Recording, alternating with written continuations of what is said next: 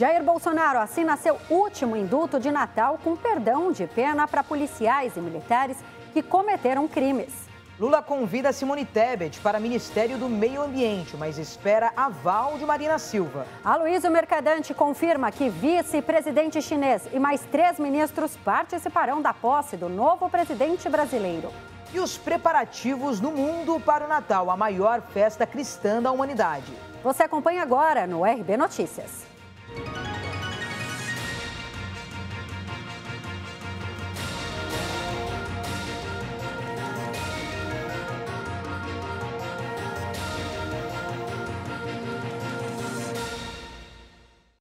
Em seu último indulto de Natal, o presidente Jair Bolsonaro perdoou policiais envolvidos no chamado massacre do Carandiru. Agentes das forças de segurança podem ser perdoados por crimes ocorridos há mais de 30 anos, como as mortes na casa de detenção. O último indulto natalino do presidente Jair Bolsonaro, publicado nesta sexta-feira no Diário Oficial da União, concede o perdão aos policiais condenados pelo massacre do Carandiru, ocorrido em outubro de 1992. A publicação deste ano contém um artigo inédito, perdoando agentes de forças de segurança que foram condenados, ainda que provisoriamente, por crime ocorrido há mais de 30 anos. O dispositivo não estava presente nos indultos natalinos anteriores de Bolsonaro e foi incluído no primeiro perdão presidencial depois do massacre do Carandiru completar 30 anos.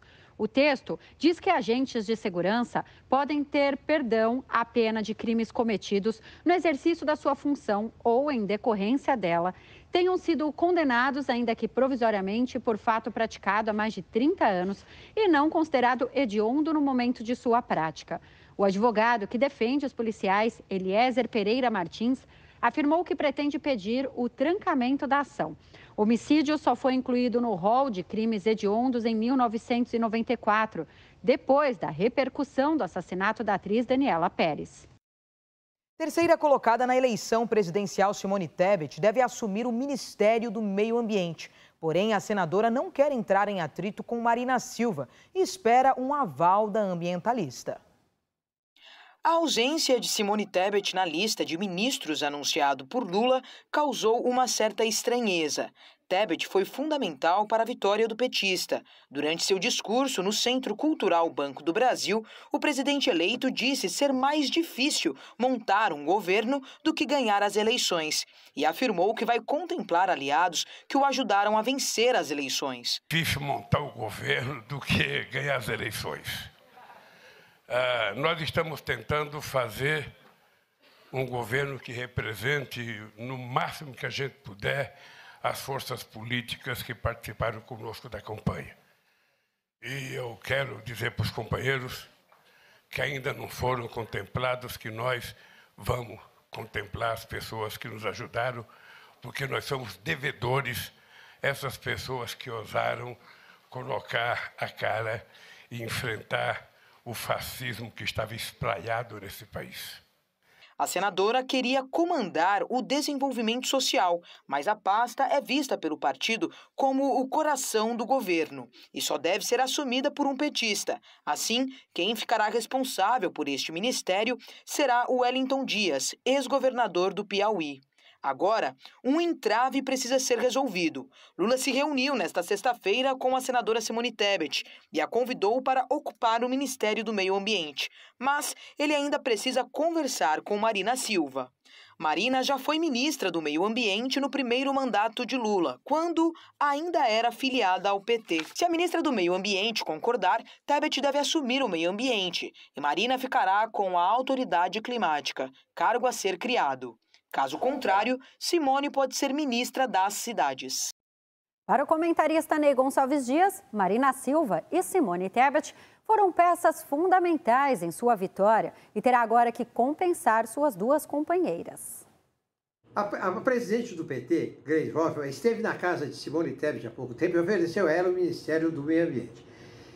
Ela queria aquele lá do Bolsa Família. Aí ela disse, eu não vou puxar não puxo o tapete de homem, não vou puxar o tapete de mulher, no caso a Marina Silva. Ela deve ser a ministra do Meio Ambiente. Pois bem, o Wellington Dias, senador eleito e depois ex-governador do Piauí, também esteve na casa dela e ele acabou ficando com o ministério que era para ser, que a Simone queria. e falou, olha, a gente vai acertar a Marina lá naquele instituto que ela criou, de uma representação internacional do meio ambiente, e você fica no Ministério do Meio Ambiente. Tá bom.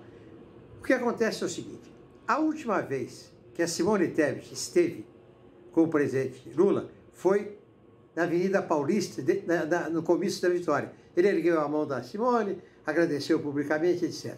A última vez que esteve com a Marina foi lá na COP27, e ela tem mais prestígio internacional na área do meio ambiente do que o ex-presidente Lula. Tá bom, então essa é a situação. A Marina Silva disse, ela sugeriu que fosse criado, que fosse voltado para o Ministério do Meio Ambiente aquele negócio da celulose, que é a indústria de papel, que é o problema do reflorestamento, que estava lá e o Bolsonaro tirou. E agora os petistas estão apoiando o Bolsonaro, quer manter lá. Ela falou também do negócio do manejo de águas para o controle do Ministério. Os petistas estão dizendo que a Marina é encrenqueira, que a Marina é muito radical, que se não der ela não aceita, que isso e que aquilo. Estão tentando fritar a Marina porque eles querem colocar lá outro petista, que é o Newton, aí aqui de São Paulo, que tem um abaixo assinado hoje para ele ser o ministro do Meio Ambiente. Ou então a Isabel, que já foi ministra do Meio Ambiente do passado. Este é o imbróglio envolvendo duas figuras que foram fundamentais no segundo turno para a eleição do presidente Lula. Aliás, não sou eu que estou dizendo, o presidente Lula disse várias vezes, o presidente Lula só teve acesso aos evangélicos através da Marina Silva. O presidente só teve acesso aos centros através de Alckmin e através de Simone Tebet. Foram fundamentais na sua vitória. E até agora ninguém sabe qual será o destino das duas.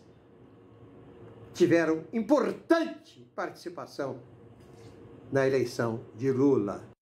O vice-presidente chinês e mais 3 ministros daquele país virão à posse de Lula no dia 1º de janeiro. O futuro presidente do BNDES, Aloysio Mercadante, se reuniu nesta sexta-feira com o novo embaixador da China no Brasil, Zhu Qinghua, o mais relevante quadro do Partido Comunista Chinês para a América Latina. De acordo com o diplomata, o vice-presidente da China, Wang Qishan, estará presente na posse de Luiz Inácio Lula da Silva, acompanhado de 3 ministros do país asiático, os de Comércio, Relações Exteriores e da Comissão de Planejamento e Desenvolvimento. Durante a reunião, Mercadante e embaixador conversaram sobre a retomada de um fundo de 10 bilhões de dólares a ser gerido pelo BNDES. O Fundo Brasil-China de Cooperação para a Expansão da Capacidade Produtiva já existe, mas ficou parado durante o governo de Jair Bolsonaro. Os dois também conversaram sobre parcerias entre o BNDES e o principal banco de desenvolvimento chinês para áreas como transição energética, transição digital, nova indústria e descarbonização, por exemplo. O senador petista Jean Paul Prates deve ser anunciado como presidente da Petrobras no governo Lula. O presidente eleito, Luiz Inácio Lula da Silva, deve anunciar o senador Jean Paul Prates, do PT do Rio Grande do Norte, como presidente da Petrobras quando concluir os anúncios de ministros. O nome de Prates é dado como certo no comando da estatal desde a campanha. Ele esteve com Lula na quinta-feira, no hotel onde o presidente eleito está hospedado, na região central de Brasília. Jean Paul Prates era suplente de Fátima Bezerra e assumiu o mandato em 2019, depois de a titular virar governadora.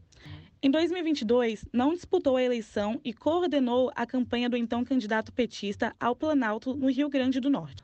Lula pretende concluir as indicações do primeiro escalão de seu governo na próxima semana, preferencialmente até terça-feira, dia 27. A grande questão é se o PT vai resolver de imediato a questão do preço dos combustíveis, que devem ter um reajuste altíssimo já no mês de janeiro, quando termina, em 31 de dezembro, o decreto de Bolsonaro que reduziu o ICMS dos derivados de petróleo e etanol. E a seguir, Márcio França garante que Porto de Santos não será privatizado. E Polícia Rodoviária Federal aposenta Silvinei Vasquez, investigado por bloqueios ilegais em rodovias. O RBA Notícias vai para um rápido intervalo. Até já.